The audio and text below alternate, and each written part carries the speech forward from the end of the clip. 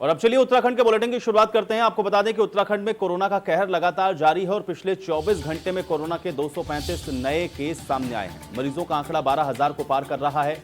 Corona से अब तक 152 लोगों की मौत हो चुकी है, तो वहीं एक्टिव मरीजों की संख्या 3,879 तक पहुंच गई है।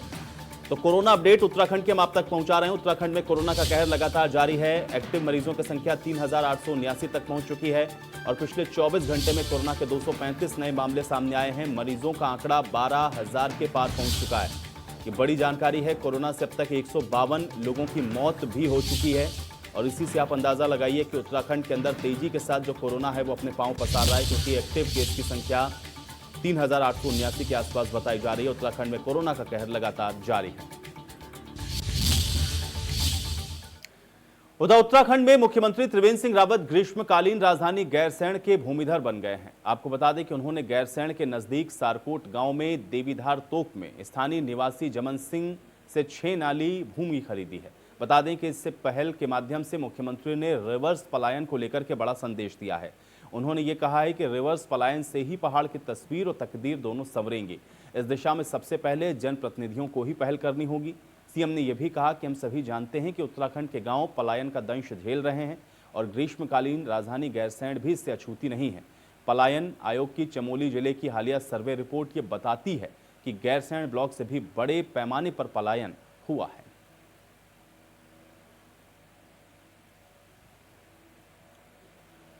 तो गैरसैंण में सीएम की तरफ से जमीन खरीदी गई है। आपको बता दें कि गैरसैंण को ग्रीष्मकालीन राजधानी तो बनाया गया, लेकिन पहाड़ों में गांवों से हो रहे पलायन ये एक बहुत बड़ा चिंता का विषय है। इसको लेकर के तमाम सरकारों के दौर में इसको लेकर के विचार विमर्श मंथन भी हुए, लेकिन पलायन अभी भी एक बड़ी समस्या बना हुआ है। इसको लेकर के कल मुख्यमंत्री की तरफ से भी ये बड़ी बात कही गई थी कि रिवर्स पलायन जब तक नहीं होगा, यानी कि बड़े शहरों से जब तक लोग दोबारा से इन छोटी जगहों या फिर गांवों से नहीं जुड़ेंगे, तब तक पलायन की जो समस्या है उसका समाधान नहीं निकल सकता। और इसकी जो शुरुआत है वो जनप्रतिनिधियों को ही करनी होगी, क्योंकि जनप्रतिनिधि अगर ऐसा करेंगे तो समाज में और लोगों के बीच में एक अच्छा संदेश जाएगा और लोग एक बार फिर से अपनी जड़ों से जुड़ेंगे। और जब तक लोग अपनी जड़ों से नहीं जुड़ेंगे, जब तक लोग रिवर्स पलायन नहीं करेंगे, तब तक क्षेत्र का विकास भी उस तरीके से संभव नहीं है, क्योंकि पलायन एक बड़ी समस्या है। और गैरसैंण का भी जिक्र करते उन्होंने कहा, क्योंकि पलायन आयोग की रिपोर्ट भी ये बताती है कि गैरसैंण ब्लॉक से भी भारी पैमाने पर जो पलायन है वो विगत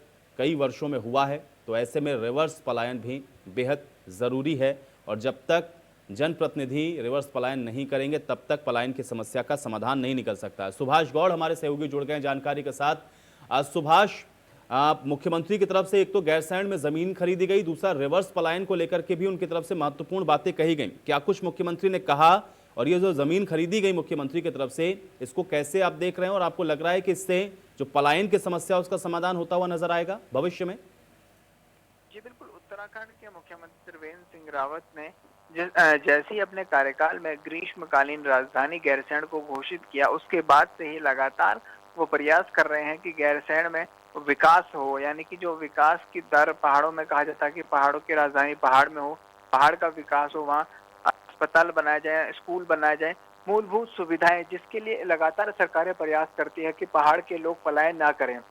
उसके लिए मुख्यमंत्री प्रयास करें और मुख्यमंत्री त्रिवेंद्र सिंह रावत ने खुद जो राजधानी ग्रीष्मकालीन राजधानी गैरसैंण है, उसके समीप जो सिरकोट गांव है, वहाँ 6 नाली जमीन खरीदी है और उस जमीन खरीदने के जरिए उन्होंने लोगों को ये मैसेज दिया है, साथ ही ट्वीट किया है कि लोग रिवर्स पलायन करें, पहाड़ों में बसने की कोशिश करें, क्योंकि उत्तराखंड पहाड़ी राज्य और पहाड़ से यदि लोग गायब हो जाएंगे तो पहाड़ का विकास कैसा होगा। जब पहाड़ों में कोई व्यक्ति नहीं रहेगा तो पहाड़ों में अस्पताल या फिर स्कूल खोलने के फायदे क्या होंगे। तो खुद मुख्यमंत्री त्रिवेंद्र सिंह रावत ने गैरसैंण में जमीन लेकर आम जनमानस और सभी लोगों से अपील की है कि वो भी लोग पहाड़ में वापस आके अपने गाँव खेतों में खेत करें, जो खेत हैं गाँव के उनको बंजर होने से रोके, वहाँ खेती करें, स्वरोजगार अपनाएं उत्तराखंड में आकर। तो इसी को मैसेज देते हुए मुख्यमंत्री त्रिवेंद्र सिंह रावत ने गैरसैंण में 6 नाली जमीन खरीदी है। साथ ही लोगों से अपील भी की है कि लोग जो अपने घर बार छोड़कर बड़े बड़े शहरों में चले गए, चाहे मुंबई चले गए हों, दिल्ली चले गए हों, या फिर जो पहाड़ छोड़कर राजधानी देहरादून में बस गए हों, हरिद्वार में बस गए, वो लोग रिवर्स पलायन करें, अपने पहाड़ों की तरफ आए, घर की तरफ आए। जिन घरों में ताले लगे हैं बरसों से, उन तालों को खोलें और अगर जो उनकी खेती थी, जमीनें थी, उन जमीनों को बंजर होने से रोके। साथ ही सरकार कई योजनाएं चला रही है कि लोग अपने ही गाँव में स्वरोजगार कर पाए। तो ऐसे में एक बड़ा मैसेज मुख्यमंत्री त्रिवेंद्र सिंह रावत ने बिल्कुल, बहुत इस शुक्रिया सुभाष फिलहाल इस बातचीत और जानकारी के लिए। वहीं उत्तराखंड विधानसभा अध्यक्ष प्रेमचंद ने मुख्यमंत्री त्रिवेंद्र सिंह रावत के द्वारा जनप्रतिनिधियों के रिवर्स पलायन को लेकर दिए गए बयान का स्वागत किया।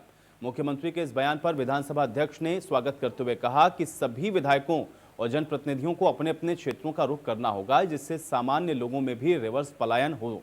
अग्रवाल ने यह भी कहा कि हमारी अवधारणा भी होनी चाहिए कि हमें पहाड़ों को विकसित करना है तो फिर प्रतिनिधियों और विधायकों को अपने अपने क्षेत्र में रहकर क्षेत्र का विकास भी करना होगा, जिससे प्रदेश का विकास संभव है।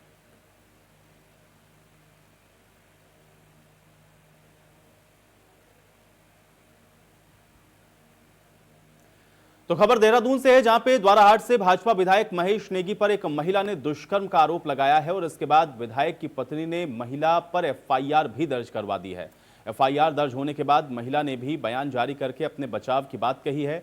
ब्लैकमेलिंग की आरोपी महिला ने विधायक पर 2 साल से यौन शोषण करने का आरोप लगाते हुए एक वीडियो भी जारी किया। इसमें महिला का दावा है कि विधायक के साथ रहे संबंधों से हमारी एक बेटी भी है और उसका डीएनए टेस्ट करवा लिया जाए, सब साफ हो जाएगा। साथ ही महिला ने अपने और अपने बच्चे की जान को खतरा बताते हुए सुरक्षा की भी गुहार लगाई है। इधर कांग्रेस प्रदेश अध्यक्ष प्रीतम सिंह ने सीधे तौर पर तो विधायक पर आरोप नहीं लगाए, लेकिन मामले की गंभीरता को देखते हुए इसकी जांच की मांग जरूर की है। भाजपा संगठन अपने विधायक के बचाव के पक्ष में नजर आया है, तो भाजपा प्रदेश अध्यक्ष बंशीधर भगत ने विधायक पर लगे सभी आरोपों को गलत बताया है। वहीं पुलिस अब प्रमुख डीआईजी अरुण मोहन जोशी का यह कहना है कि मामला सेंसिटिव है और इस मामले में एक महिला पर ब्लैकमेलिंग का आरोप लगाते हुए भी एफआईआर दर्ज करवाई गई है और मामले की जांच फिलहाल जारी है।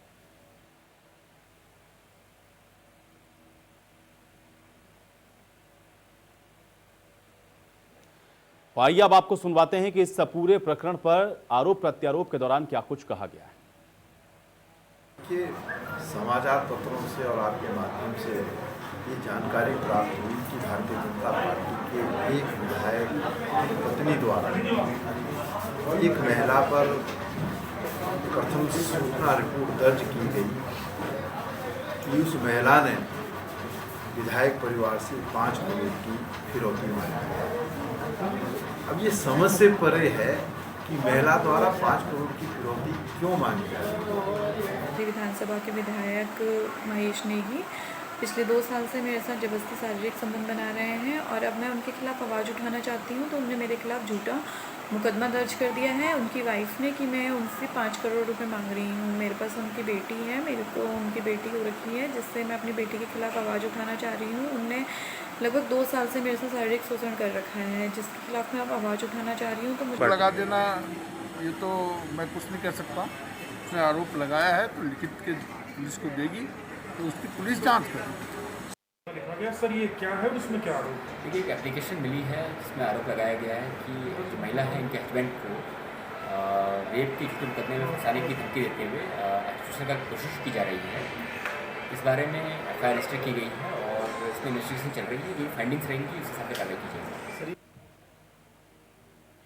उधर हरिद्वार में शहर के अनियोजित विकास के लिए कांग्रेस और मेयर को जिम्मेदार ठहराने वाली बीजेपी पर युवा कांग्रेस ने पलटवार करते हुए शहर के दुर्दशा के लिए बीजेपी के मंत्री और बीजेपी के पदाधिकारियों को जिम्मेदार ठहराया। युवा कांग्रेस ने देश रक्षक चौराहे पर प्रदर्शन किया और प्रदर्शन करने वाले कांग्रेस के युवा नेता प्रिंस शर्मा ने कहा कि शहर में चल रहे जियो की अंडरग्राउंड के खुदाई के कार्य में मेयर पर आरोप लगाने वाले बिना किसी सबूत के अनर्गल बयानबाजी कर रहे हैं। प्रदर्शन करने वालों में शामिल महिला नेत्री ने बीजेपी के महामंत्री के साथ साथ शहर विधायक और राज्य सरकार में मंत्री को घेरते हुए मेयर पर लगाए गए आरोपों के सबूत मांगे।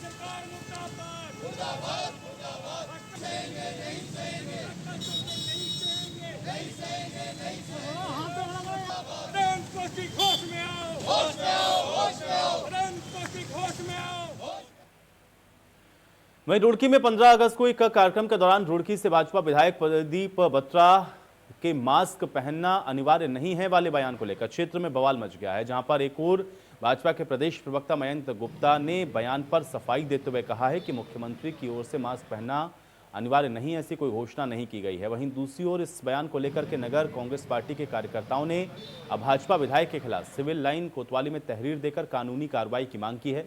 इसके बाद राजनीतिक गलियारों में हलचल मच गई है। ये भी बता दें कि कल विधायक प्रदीप बत्रा ने एक कार्यक्रम के दौरान बयान दिया था, जिसमें उन्होंने ये कहा था कि प्रदेश के मुख्यमंत्री ने ये घोषणा की है कि अब मास्क पहनना अनिवार्य नहीं।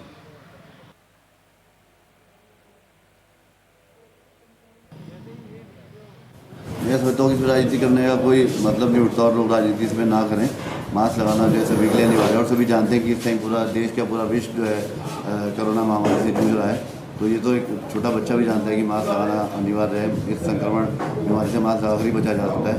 पर किसी कंडीशन में स्वास्थ्य विभाग द्वारा जो जारी किया गया है कि मास्क ना लगाएं, इसमें दम घुटने की प्रॉब्लम है, किसी को दमे की प्रॉब्लम है, तो वो लोगों के लिए थोड़ी छूट दी गई है। और बाकी कहते हैं मास्क लगाना जो है अनिवार्य है। माननीय मुख्यमंत्री जी ने ऐसी कोई घोषणा नहीं की है और न ऐसी कोई घोषणा आज के परिस्थिति में किया जाना संभव है। इसको बिल्कुल निराधार है ये बात। और मैं रुड़की की जनता से, उत्तराखंड की जनता से निवेदन करता हूं कि कृपया किसी भी भ्रम में ना आकर मास्क की अनिवार्यता पहले से भी ज़्यादा सख्त माननीय मुख्यमंत्री जी ने की है। विधायक प्रदीप बत्रा ने जो कल कहा है कि मास्क पहनना जरूरी नहीं है, उसके खिलाफ आज हमने पुलिस में तहरीर दी है। हम चाहते हैं कि उसके खिलाफ मुकदमा दर्ज हो। जो विश्व में महामारी फैल रही है उसमें वो कह रहे हैं मास्क ना पहने, ये उनकी बात गलत है। इसलिए हमने कहा कि आप मुकदमा दर्ज कीजिए। वहीं रुड़की में पूर्व सीएम हरीश रावत पर मुकदमा दर्ज हुआ है। बैलगाड़ी पर तिरंगा यात्रा के मामले में ये मुकदमा दर्ज किया गया है। 3 कांग्रेस विधायक समेत 200 कार्यकर्ताओं पर यह मुकदमा हुआ है।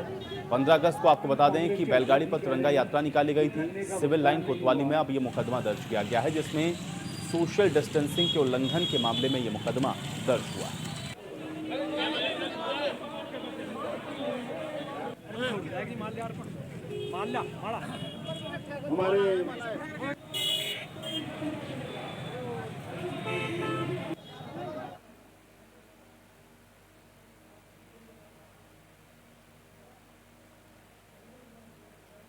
वहीं भारी बारिश के चलते सांग नदी उफान पर है। इस कारण ऋषिकेश रायवाला स्थित गोहरी माफी सहित कई गांवों में लोगों के मकानों के अंदर बाढ़ का पानी भर गया है।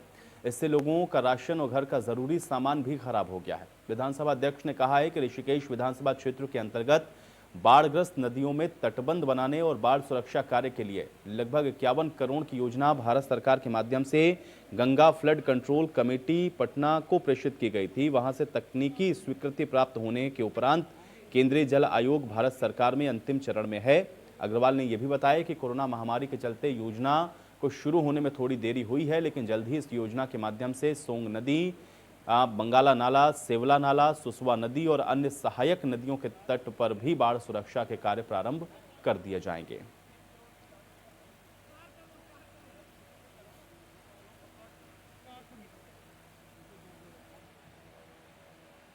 वहीं दून अस्पताल के चिकित्सक और मेडिकल स्टाफ को 15 अगस्त की रात बमुश्किल काटनी पड़ी है। दरअसल मेडिकल कॉलेज के मुख्य गेट से तेज बारिश के बाद ऐसा जल सैलाब आया कि पूरे अस्पताल को उसने नदी में तब्दील कर दिया। अस्पताल में जमीन पर रखी चीजें पानी में तैरने लगी और मेडिकल स्टाफ जगह देखकर ऊंची चीजों पर चढ़ने लगे। खास बात यह है कि दून मेडिकल कॉलेज को कोविड अस्पताल के रूप में भी स्थापित किया गया और यहां पर करीब 22 से ज्यादा मरीज भर्ती भी हैं। अब शनिवार की रात को जब तेज बारिश हुई तो इन मरीजों को ग्राउंड फ्लोर से प्रथम तल पर शिफ्ट करना पड़ा। वहीं पूर्व सीएम हरीश रावत ने इस मामले पर त्रिवेंद्र सरकार पर जमकर निशाना साधा।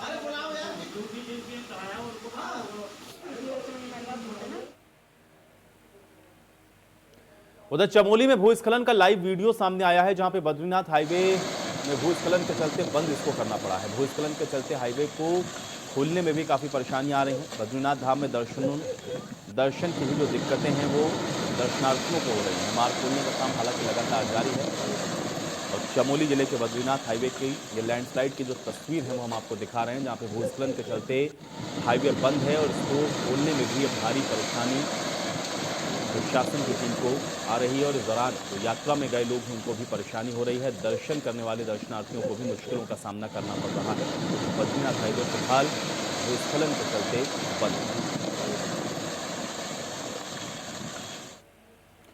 वहीं राजधानी देहरादून में कुछ ही सेकंड में भरभरा कर कई दुकानें गिर गईं। दरअसल देहरादून के प्रेमनगर क्षेत्र में सड़क चौड़ीकरण का काम पिछले कई दिनों से चल रहा है। ऐसे में सड़क के किनारे बनाई गई कई दुकानें खतरे की जद में थी, क्योंकि कल शाम को अचानक से भरभराकर गिर गई।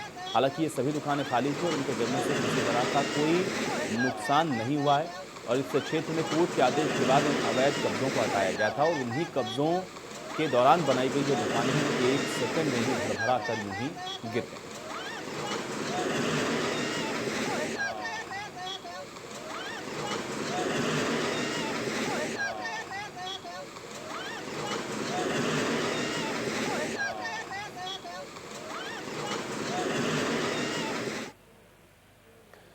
तो वहीं उत्तराखंड के 4 जिलों में बारिश को लेकर के अलर्ट जारी किया गया है। ये बड़ी खबर हम आप तक पहुंचा रहे हैं। प्रदेश के 4 जिले जहां पे भारी बारिश का रेड अलर्ट जारी किया गया है। देहरादून सहित 3 जिले हैं जिसमें भारी बारिश का ऑरेंज अलर्ट है।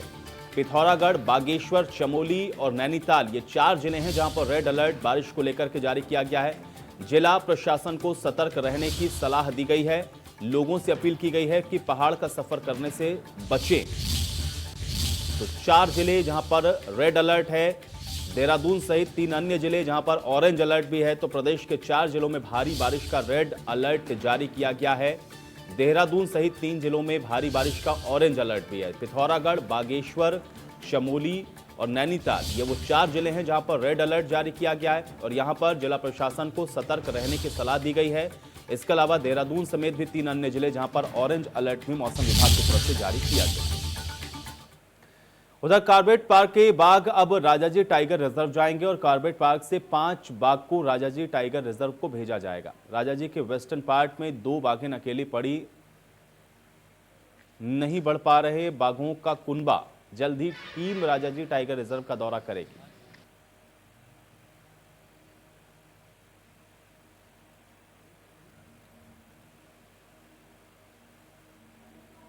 उधर ऋषिकेश में कृषि मंत्री सुबोध उनियाल ने राम झूला, लक्ष्मण झूला में आने वाले टूरिस्टों के लिए 12 करोड़ 80 लाख रुपए की लागत से आस्था पथ का निर्माण करवाया।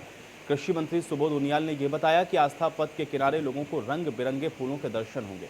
खूबसूरत कलाकृतियां यहां पर लगाई जाएंगी ताकि यहां पर आने वाले पर्यटकों को शांति और प्रकृति का सौंदर्य देखने को मिले। लेकिन आस्था पथ के किनारे बड़े बड़े आश्रम, एनजीटी और माननीय उच्च न्यायालय के आदेश के खुलेआम धज्जियां उड़ाई जा रही हैं और धड़ल्ले से अवैध निर्माण हो रहा है। आश्रम के संचालकों के हौसले इतने बुलंद हैं कि आस्था पथ पर भी कब्जा करना इन लोगों ने शुरू कर दिया है। कोई भी अधिकारी और जिम्मेदार विभाग इनके खिलाफ कार्रवाई करने से फिलहाल कतरा रहा है।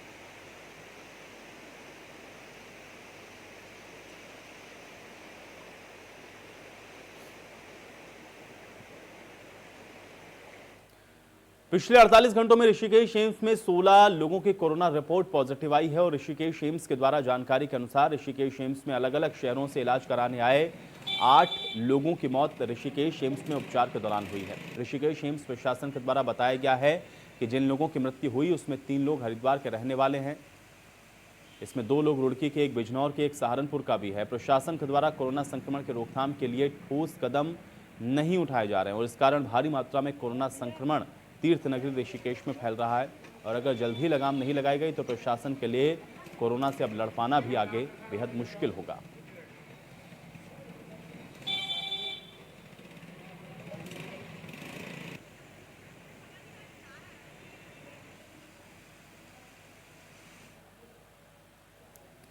वहीं पौड़ी के जिलाधिकारी धीराज सिंह गर्ब्याल ने जनपद के युवाओं के लिए जल क्रीड़ा में भविष्य संवारने और पर्यटकों को पहाड़ की ओर आकर्षित करने की कवायद तेज कर दी और इसी के फलस्वरूप पौड़ी की नयार घाटी में एडवेंचर टूरिज्म को बढ़ावा देने के लिए 2 सप्ताह के भीतर दूसरी बार नयार नदी में खैरासैंण से बड़फोलू तक कयाकिंग एंड कैनोइंग का परीक्षण किया गया है। जिला पर्यटन और साहसिक अधिकारी KS नेगी ने यह कहा है कि जिले में एडवेंचर टूरिज्म को बढ़ावा देने के लिए नयार घाटी क्षेत्र की नयार नदियों में कयाकिंग एंड कैनोइंग के लिए उपयुक्त स्थान देखकर परीक्षण किया जा रहा है। इसको जल्द ही धरातल पर उतारा जाएगा।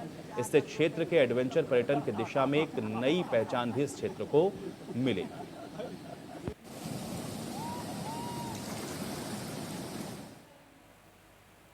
वहीं टिहरी जिले के देवप्रयाग विधानसभा कीर्तिनगर ब्लॉक के मालू पानी निवासी दिनेश प्रसाद लखेड़ा के परिवार को दबंग के द्वारा जान से मारने की धमकी दी जा रही है, लेकिन प्रशासन हाथ पर हाथ धरे बैठा हुआ है। दिनेश लखेड़ा का कहना है कि लिखित में उप जिलाधिकारी को शिकायत पत्र भी दिया गया, लेकिन उसके बावजूद अभी तक कोई कार्रवाई नहीं हुई।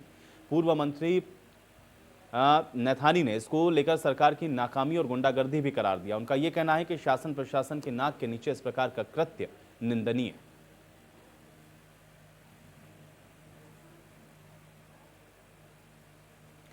उधर काशीपुर में बीती 9 अगस्त को एक नवयुवक के द्वारा फांसी लगाकर आत्महत्या किए जाने के मामले में अब नया मोड़ आ गया है। मृतक के पिता ने पुलिस को दी तहरीर में बेटे की मौत के जिम्मेदार 2 युवतियों और उसके एक साथी युवक को ठहराते हुए अब कार्रवाई की मांग की है। पुलिस ने तीनों के खिलाफ विभिन्न धाराओं में मुकदमा पंजीकृत करते हुए अब कार्रवाई शुरू कर दी।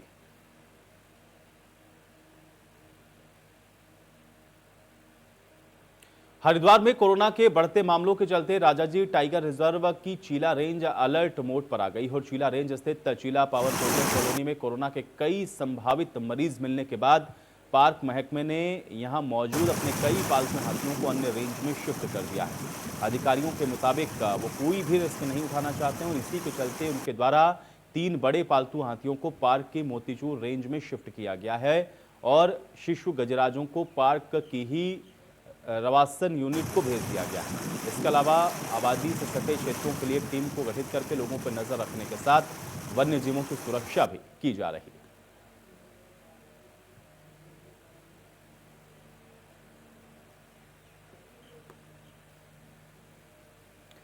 उधर नैनीताल के मेहरा गांव स्थित एक घर में देर रात किंग कोबरा घुसने से हड़कंप मच गया, जहां पर परिवार के लोगों ने किसी तरह से बाहर निकलकर अपनी जान बचाई है। नैनीताल जिले के मेरा गांव के पढ़ालनी गांव में मनीष पढ़ालनी के घर पर किंग कोबरा के घुसने से हड़कंप मच गया।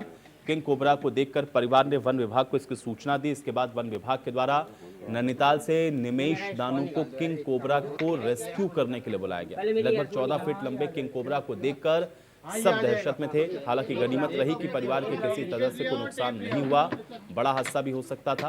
फिलहाल किंग कोबरा को रेस्क्यू करके जंगल में छोड़ दिया गया है। इसके बाद लोगों ने राहत की सांस ली है। ये मेरा स्टॉल निकाल दो यार, एक काम करो, मेरा ईयरफोन निकालना है, पहले मेरी ईयरफोन निकालो। हाँ, ये आ जाएगा। हाँ, ये आ जाएगा। तो कैप्टन कूल कहे जाने वाले महेंद्र सिंह धोनी का उत्तराखंड से भी खास नाता रहा है और राज्य में ऐसे कई यादगार लम्हे जो कि धोनी की यादों में जरूर होंगे।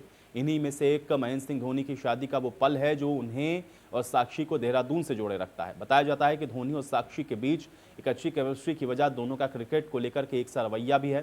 दरअसल महेंद्र सिंह धोनी तो क्रिकेट के जुनूनी हैं, लेकिन साक्षी भी अपने बचपन में क्रिकेट को लेकर के कम उत्सुक नहीं थी। साक्षी स्कूल के समय तक काफ़ी ज़्यादा क्रिकेट खेलती रही। एक समय देहरादून के स्कूल में साक्षी को क्रिकेट सिखाने वाले नरेंद्र शाह बताते हैं कि उन्होंने साक्षी को 5वीं तक क्रिकेट की कोचिंग भी दी है। आपको बता दें कि नरेंद्र शाह भारतीय महिला क्रिकेट टीम में शामिल स्नेहा राणा के कोच भी रहे हैं और काफ़ी लंबे समय से देहरादून में क्रिकेट की कोचिंग भी देते आए। नरेंद्र शाह ये भी कहते हैं कि साक्षी बचपन में काफ़ी ज़्यादा फुर्तीली थी और खासकर बैटिंग करना उनको ज़्यादा पसंद था। भारतीय क्रिकेटर महेंद्र सिंह धोनी ने इंटरनेशनल क्रिकेट से संन्यास लिया है। महेंद्र सिंह धोनी के सफर के दौरान भारतीय क्रिकेट के सर्वोच्च स्तर पर भी वो दिखाई दिए।